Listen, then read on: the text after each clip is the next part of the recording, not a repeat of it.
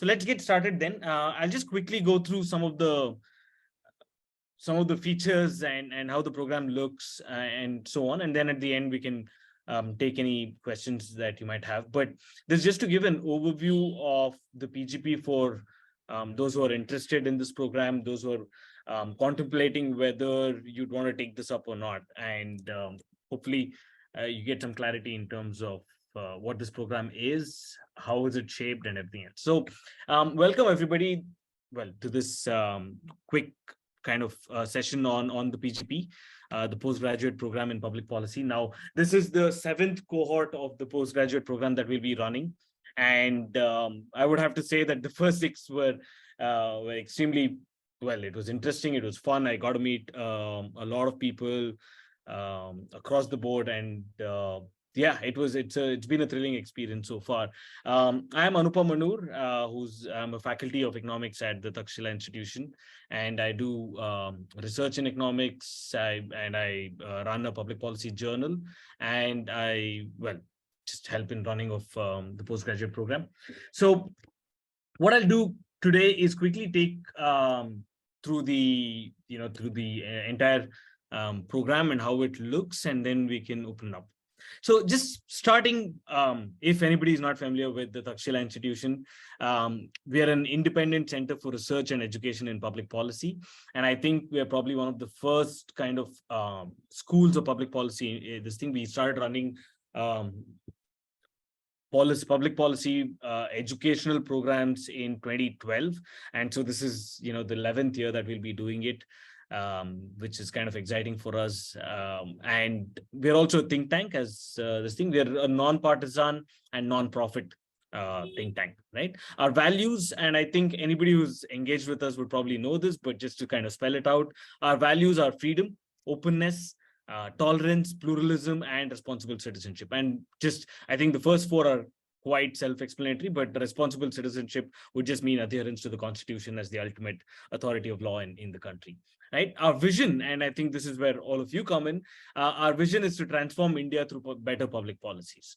And with the explicit kind of understanding that transforming India is not easy. It's a laborious process. It's sometimes a frustrating process. It's sometimes it can be an enriching process, but it takes time. I think that's one thing that we know. So we say that, transforming India is a marathon, and basically, this is an open invitation to join that marathon, to change India, to transform India, and open invitation to all of you to kind of join us in trying to achieve this thing, right? And we've realized one thing is that the way to do this, the way to transform India is by, connecting good ideas, which is what the think tank does, with good people, which is, all of you, and through good networks. And this is what, the Takshashila alumni network is already about. If I'm not mistaken, something like 4,000, 5,000 people strong in different cities of not just India, but across the world. We have people who are really interested in this space, who are all trying to change India in their own little way. And then that's just the alumni network, but we also draw upon the experience and expertise and knowledge and wisdom of people, again, from all over the world, in trying to, in helping us to achieve this feat. So that's the idea of how we think change is going to happen. Our research, this is just to give you an idea of the kind of things that we are interested in. We do research on advanced biology, geostrategy, technology and policy, economic policy, China studies and Indo-Pacific, high-tech geopolitics, and internet governance. So there's a lot there to unpack, but again, with time, I think all of this will become clear. Coming to our educational programs, we have as I said, we started in 2012 with something called the Graduate Certificate in Public Policy, which is, initially we thought of this as a 12 weeks, 1 semester long program, which was meant to be an intense, quite an intense program, which gives a person who has no prior knowledge in public policy or economics but give them quite a comprehensive overview of that topic. Right. And this started in 2012, and we are now in our 32nd cohort, I think. And it is quite, it's been quite a remarkable journey in that aspect. We've got 3 cohorts running every year, and now we're in the 11th year. So the GCPP comes in kind of 3 specializations that people take. You have a specialization of advanced public policy, and then we have a specialization in technology and policy, and finally defense and foreign affairs. Then we do special credit courses on, if there are topics of interest. So for instance, we did a special credit course on China. We do a special credit course on ethics in public policy. We've done special credit courses on the Nipah virus and COVID vaccination program, a whole bunch of these things. Then exit programs, this is largely meant for corporates or other organizations who want to learn public policy, but if they want a customized program for them. Then we do something called the Graduate Certificate in Liberal Arts, which is we don't do it yet, but this is going to start in the next month or two. Again, something that we're quite excited about. And finally, I think the pièce de résistance, the ultimate this thing is the postgraduate program, which is a 1-year program in public policy. And I think it's probably the most intense and rigorous and also a lot of fun program that we have in public policy, which allows us the necessary time and bandwidth to go really deep into certain topics. And these topics can vary according to people's interest, but also to just explore this entire world of public policy with the Indian context in quite a thing. Before I get into anything else, I'd like to probably emphasize that the unique aspect about public policy education at Takshashila is probably that it's one of the few places which has developed curriculum entirely on its own over the years. And the way that we look at it is that public policy is what we call as a sunrise industry. It's something new. It's still in its very early days, and so therefore the temptation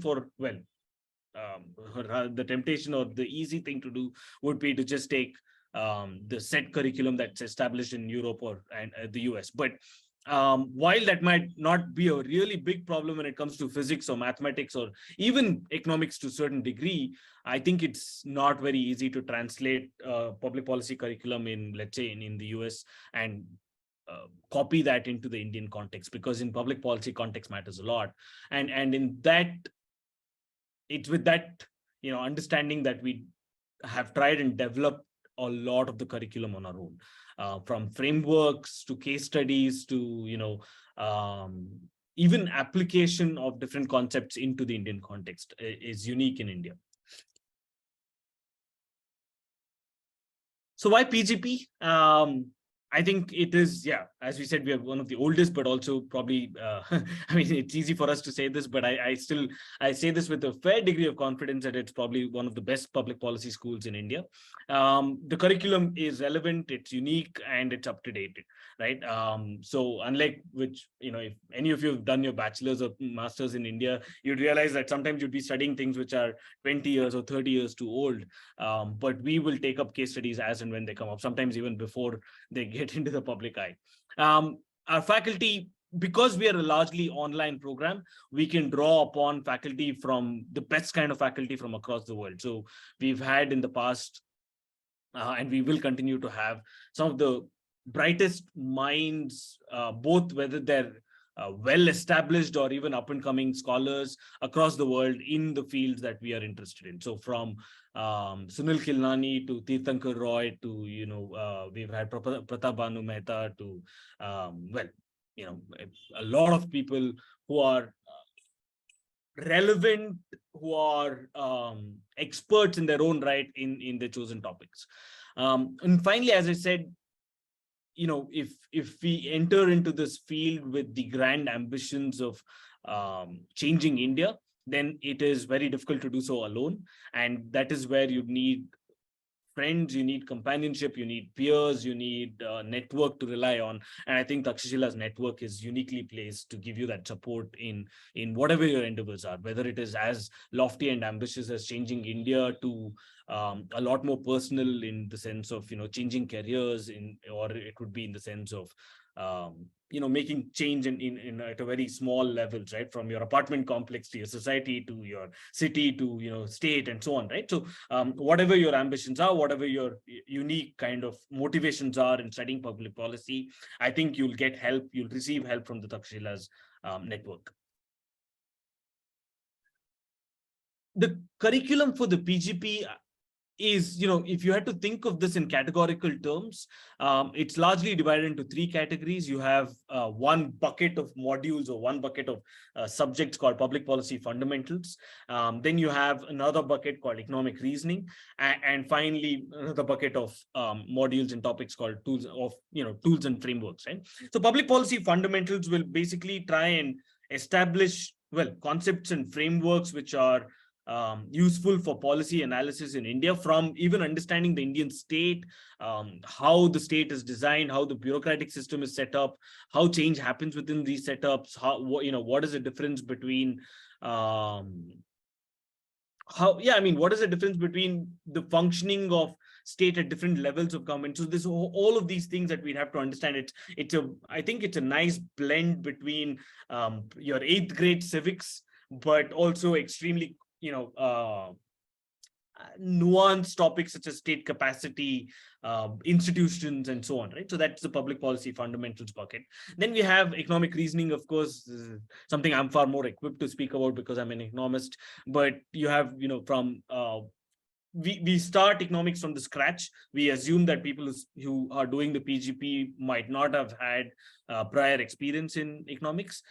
So if that is something which is scary, I will assure you that we start from scratch. The economics, so there's micro kind of introduction to economics analysis. Then we go on to macroeconomics. We study a little bit of public finance because you can't study public policy without understanding public finance. We dwell into things like contemporary issues in the Indian economy, whether it is women's labor force participation rate, trade with other countries, even concepts such as Atmanirbhar and so on. Is that helpful? Does that work, etc.? So there's a whole bunch of things that we look at. And finally, tools and frameworks. And I think this is, again, a slightly unique aspect of Takshashila's educational network, which is, or education setup, which is to say that it's one aspect to try and understand all of these concepts and frameworks, but entirely another thing to try and apply them, right? So I think what the emphasis here is on deriving applicable kind of frameworks and tools from the concepts that we study, right? So whether it is, so the focus in many cases is just on skills development. So we focus quite a bit on communication because public policy doesn't work in a vacuum. Public policy is essentially, it's not a participatory sport, right? It's not something that you can sit and watch other people do. Once we study public policy, it also means that we are entering into the arena of policy. And part of entering into that arena means that you'll have to persuade others. You'll have to try and reach out to others. You'll have to communicate your ideas. You can have the best ideas in the world of how to change your city or the country, but if you don't communicate them, then they're practically useless, right? So we focus quite a bit on that policy communication, whether it is on how do you write op-eds, or to writing different aspects of writing and other communication. It's about understanding the media environment. It's about what are the tools available to affect change in the society and affect change in the entire government and bureaucratic setup. So that's one bit that we'll be focusing on. Right. So in terms of term-wise breakup, you can see, these are the kind of modules that we have. We'll share these slides so you'll have clarity. In term 1, we'll deal with 5 or 6. Term 2, we'll have again a few modules, and then term 3. I think what I'd like to highlight here, and this straddles across. So each term will have policy analysis, economic reasoning, and the tools and frameworks, right? So you can see that. For instance, in term 1, you have international relations, public policy fundamentals, and constitutional structure, which belongs to that bucket of policy analysis. You have microeconomics 1 and 2, which is not listed at two separate topics here, but you have microeconomics 1 and 2, which will bring to economic reasoning, and then we'll have writing an op-ed and a workshop basically in the tools and frameworks aspect. So each term will have that kind of division in terms of curriculum, right? Term 3 is interesting in its own sense, because term 3 we'll have a few subjects, a few modules, which will is probably the last bit in terms of the application aspect, so in art and science of economic policy, ethical reasoning, etc. And then finally, we'll try and put all of that together in your final capstone project. Now, when I say capstone project, I think that's something I'll get to, but that's your masterpiece at the end of the entire PGP, right? This is how the program will be structured. We going to try something called the sprint system, which is essentially, you'll have 2 modules which will run parallelly. And then at the end of that 2 modules, you'll have an assignment. And that assignment, basically, you will draw upon the knowledge that you've derived. And just to make it quite clear, I mean, assignments in Takshashila it's not like your university system assignments. It will just try and test the concepts that you've studied and concepts that and it will help you to try and apply those things, which will this thing, right? So those are not quiz questions or to test your memory based questions, right?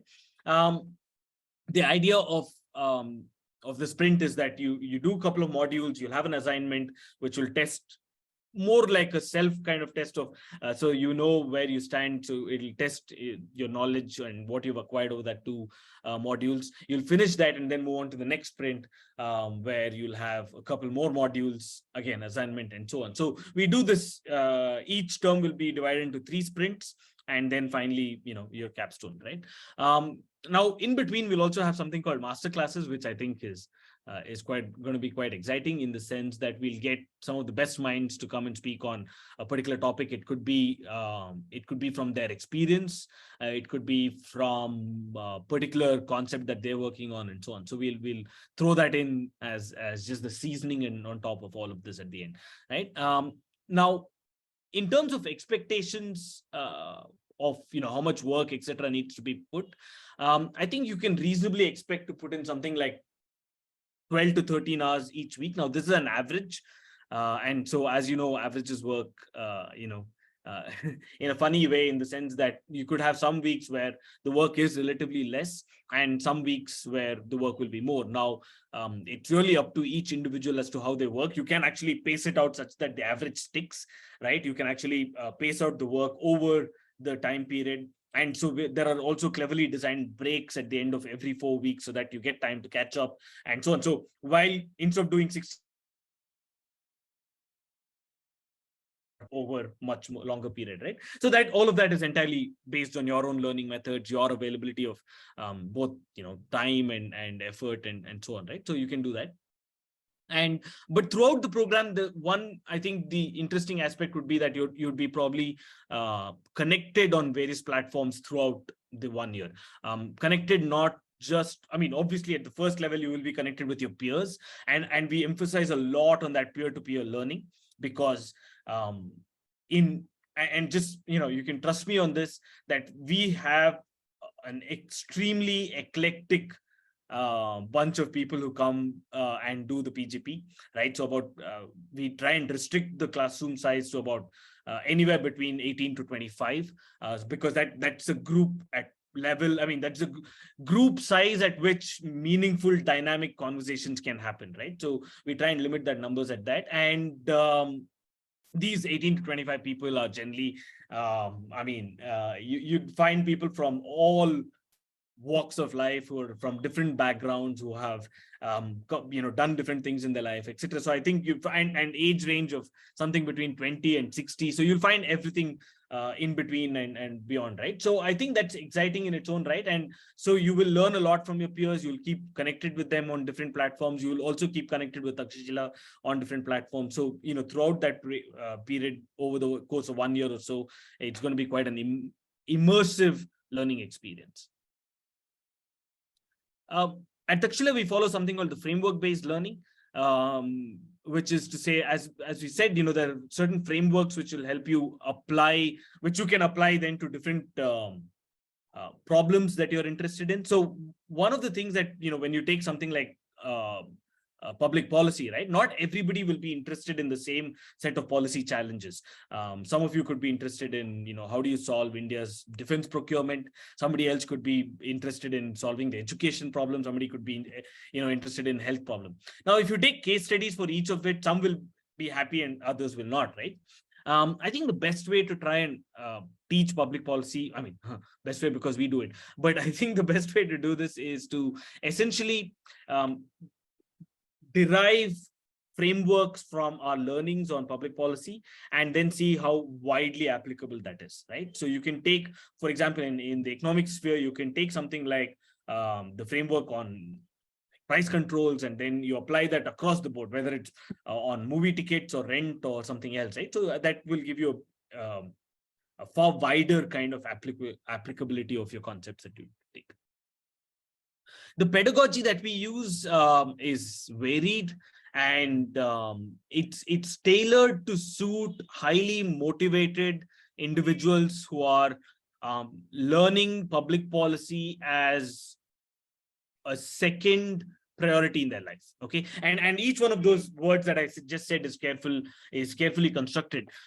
Most people who do PGP, I think, are either working elsewhere or are who are mostly working elsewhere, right? Or who have some other kind of first priority aspect. It could be work, it could be family, something of that sort. So and public policy is something that you're interested in, you're trying to do this course, and so we've designed the entire program to be taken quite easily, or I wouldn't say quite easily, but it is designed to be taken by people who have other commitments, right? So webinars are on weekends, studying happens at your own pace and at your own time, right? So somebody like to study at between, I don't know, 2 and 3 in the midnight, and somebody else might like to study at between 3 and 4 in the afternoon. So that's entirely up to you, right? Only the webinars happen at a fixed time. Webinars and workshops happen at fixed times where you'd have to be present, and those are on Saturdays, right? But even the pedagogy otherwise is generally designed to keep this in this in check, right? So we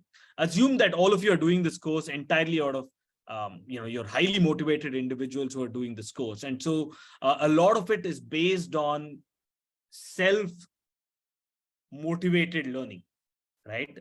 So obviously we're not here in again school or college system where we give you homework and you have to come and show it and say etc. But the idea is that you're all interested in. So a lot of learning has to be done on your own in terms of the readings, right? So the readings are given, it's quite structured, by the way, according to topics and modules, and even there it's structured according to what is required and recommended, and additional reading, bonus readings, and so on. But it happens at your own pace and time, right? So that's about the reading. But other aspects of this is, we'll have policy simulation exercises. For example, in term 2, we'll take a very real life policy problem and try to solve it together, right? So we simulate that we are advisors to the government of India or government of any particular state, and we try to solve that problem and then come up with actual policy recommendations which can be implemented by any of the governments that we are talking about, right? Each of these sprints that I spoke about will, as I said, will have assignments. A lot of it will be based on group work, so that it lessens the burden per individual. It'll also help you to collaborate. It'll help you to brainstorm together, etc. Right? And we'll have workshops, which are essentially, apart from the policy simulation exercises, we'll have workshops where we'll, the first workshop, for instance, is a space where we'll get some of the faculty to talk to all of you in person, and we'll have lectures based around that and around term 1.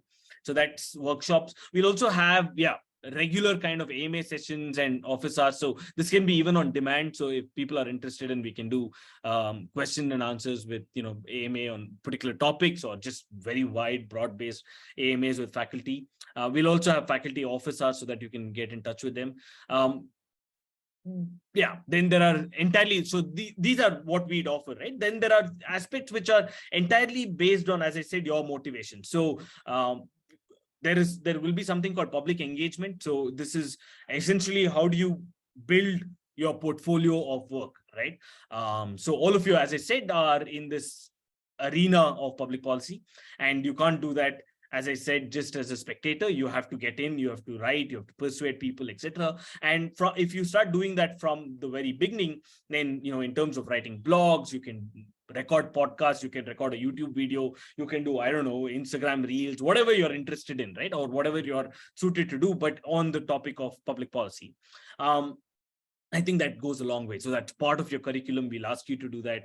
And I think it can be very enriching, both in terms of, as a tick mark in terms of, what we require, but more importantly, in your own career growth. I think that will be important, right? Then, yeah, student-led discussion. So any of you can pick up any topic, we'll facilitate it and we can have a discussion. So some of you are interested in, what's happening with cryptocurrency regulation. It might not be part of your regular kind of programming, but if any of you want to talk about it, we'll get the right people. You can engage, you can start those debates and conversations, right? So those are important tools to learn and get the most out of a PGP. Workshops, yeah, I spoke about. So a lot of it, some workshops will be where, lectures are delivered. Some workshops, or actually, apart from the first workshop, every other workshop is where you'll be doing a lot of work, where you'll be, trying to solve real world policy problems and so on. Right? So these are some of our faculty. You would have probably already seen a faculty page if you're interested in doing the PGP. We often call guest webinars based on what's happening at that point of time. If it is relevant, there's something really interesting happening, we'll get somebody to speak on those topics from time to time. We use a variety of platforms, and we are essentially, if this is a program which is essentially run online, apart from 4 contact workshops, which also means that we will use tech platforms to keep in touch, right? So we will use things like GatherTown, which is a very cool 90s 2D kind of. It feels like you're in a 90s 2D game, but it's quite a cool platform to talk to others, to work in groups, to even some of our lectures and so on will be there. AMA sessions will be there, etc. Mattermost is a chat platform, open source chat platform, where all of you can use it to keep in touch with both each other, with faculty. You can ask questions, or you can start top debates and so on. Red is something which is unique kind of Takshashila thing, where again it's a student forum for much deeper conversations about public policy topics, right? As I spoke about this, I always use this analogy, right? People who study, let's say, something like architecture or design or art or fashion, anything, all of them are, students will be required to build a portfolio over that 1 or 2 years. They'll have to build their portfolio, right? So all the designs they've come up with, all the different, different kind of designs they come up with over the course of 1 year, etc. That the portfolio of work, which they can readily go to any employer, any future. I mean, if they're going to another educational center after, whatever, you can show that as saying, this is my piece of work, this is what I've been doing. And I think this is quite underplayed in the social sciences. But in public policy, I think it matters a lot that you build your own portfolio of work. And so we'll help you publish work in terms of whether it is written work in blogs and so on. Many of our PGP students have actually written op-eds in popular newspapers. Some of them have done videos. Many of them have appeared on our podcast. So I think these are good opportunities that you should take. Right. So finally, the CAPSTONE project. This is just some semblance of what some people worked on in the last one, in the last PGP.